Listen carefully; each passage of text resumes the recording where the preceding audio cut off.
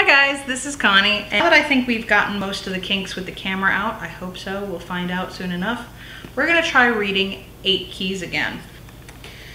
I think I at least got through the introduction with no issue, so we're gonna try the first chapter. This is part 1, chapter 1. Why My Life Really Stinks. The trouble all started right before the first day of 6th grade, the last time Franklin and I played Knights.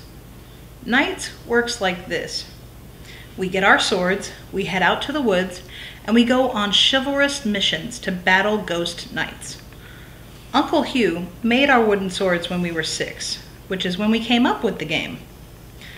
Franklin's mom wasn't happy about him making us weapons, but Uncle Hugh assured her that the worst that could happen was we would get splinters, and that's only happened a couple of times.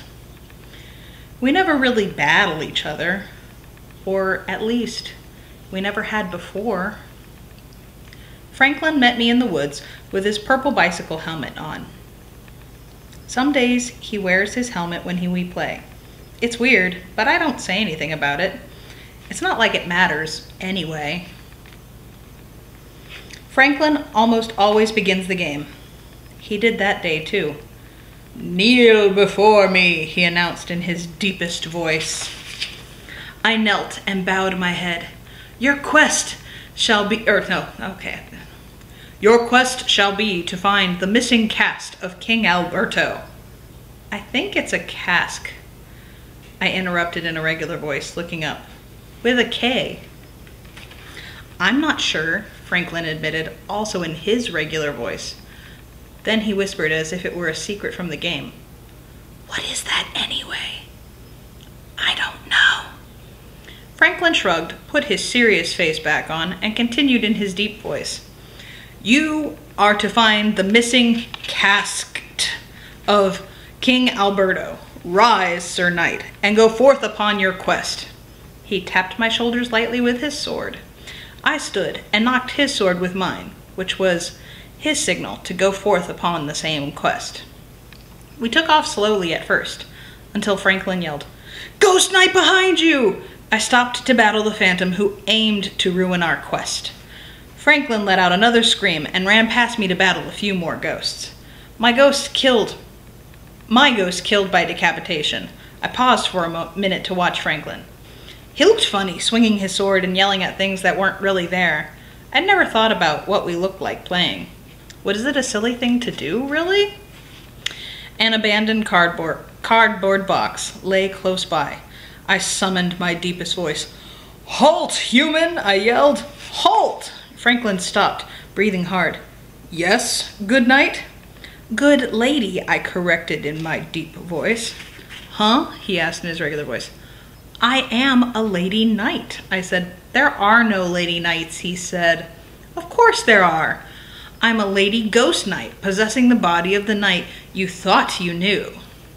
And I have found your sacred casket, and it belongs to me. I set my foot on the cardboard box like an explorer, stepping off his ship into a new land.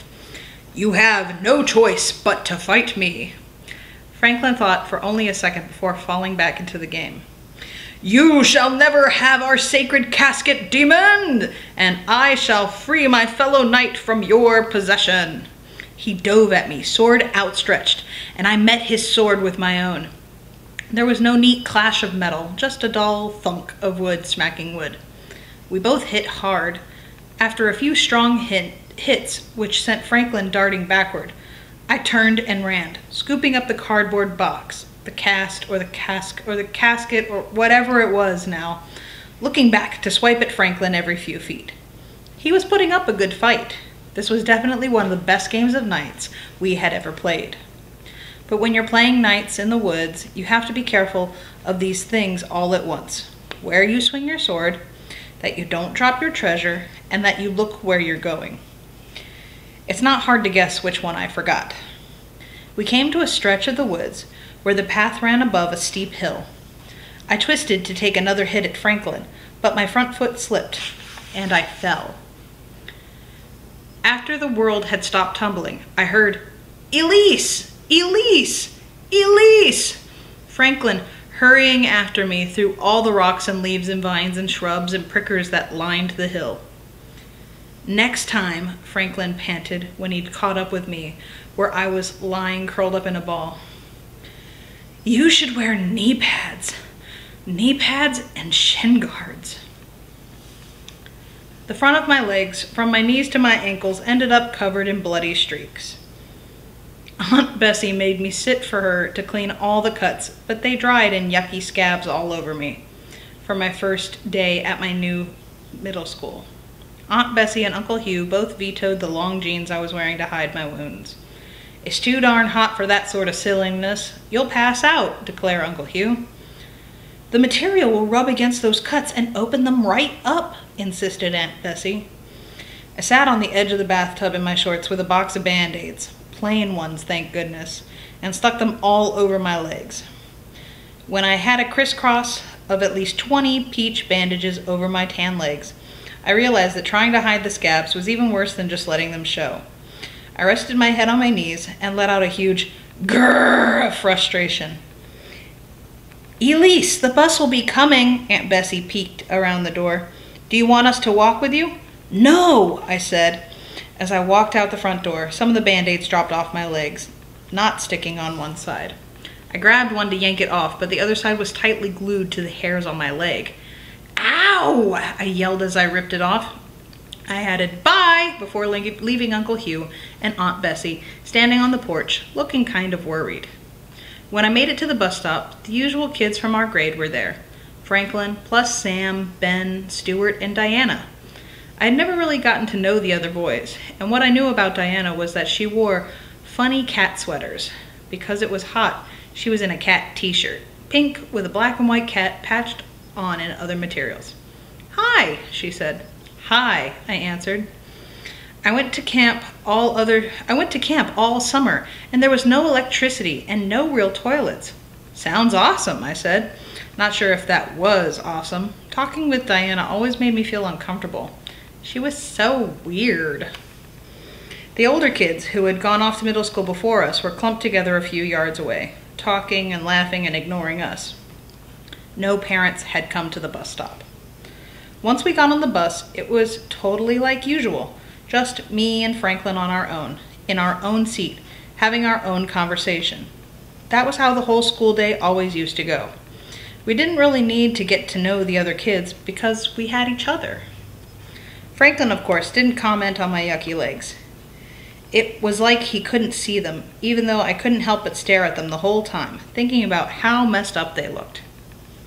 He was suddenly Mr. School Facts, telling me all these things about what can go wrong at middle school. You could be placed in the wrong math class, be picked on by 8th graders, fail to conjugate verbs properly in language class, whatever that means. Then he moved on to all these worries about our middle school, which has 3 different elementary schools feeding into it. There would be hundreds of kids there we didn't know.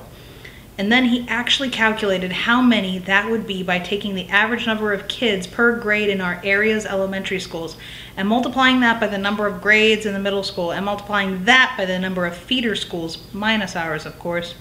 And by the time he had gotten to the answer, I was definitely not listening. It didn't matter how many new kids there were at school. It took only one to ruin my life. When I sat down in homeroom, my backpack scraped against my legs. "Crap," I muttered, running my hand over my skin, getting blood on my fingers. I hoped no one had noticed and quickly wiped my hand on my shorts. The girl next to me made a disgusted face, rolled her eyes, and shifted away from me. The teacher handed out sheets of paper with locker assignments. There are so many middle schoolers at our school that 6th graders have to have partners, which is apparently totally okay according to the teachers, because 6th graders' textbooks aren't as thick as the 7th and 8th graders' books. So while I can look forward to one day having my own locker, I also get to look forward to having really humongous books and backaches from carrying them around.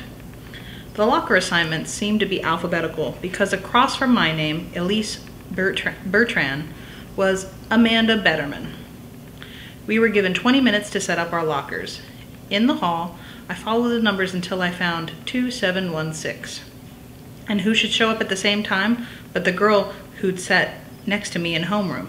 I recognized her long, streaky brown hair, held off her forehead by 2 clips, and her tiny white skirt. Oh, gag. I have to share with the bloody queen of scabs. Several kids standing around her locker looked at my legs and laughed. Amanda said to me very seriously, "Please don't get blood on my things. I don't want to get any weird diseases." I don't have any weird diseases. To make everything 100 times better, not. Who should show up but Sir Franklin needing to stick up for me? It's no big deal. She just got hurt playing knights, which was not the right thing to say at all. What's knights? It's a pretend game, Amanda smirked. Playing pretend? That sounds really cool. But by the way she said it, it meant the opposite. So not cool. The other kids started laughing at me and Franklin. Kids we didn't know, but also a couple kids we'd known since kindergarten.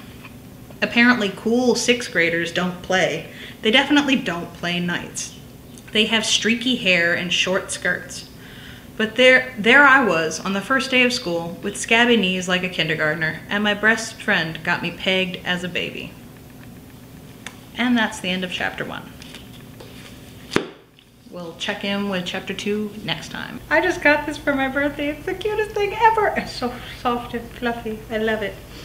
Be careful with that and enjoy, please, and thank you.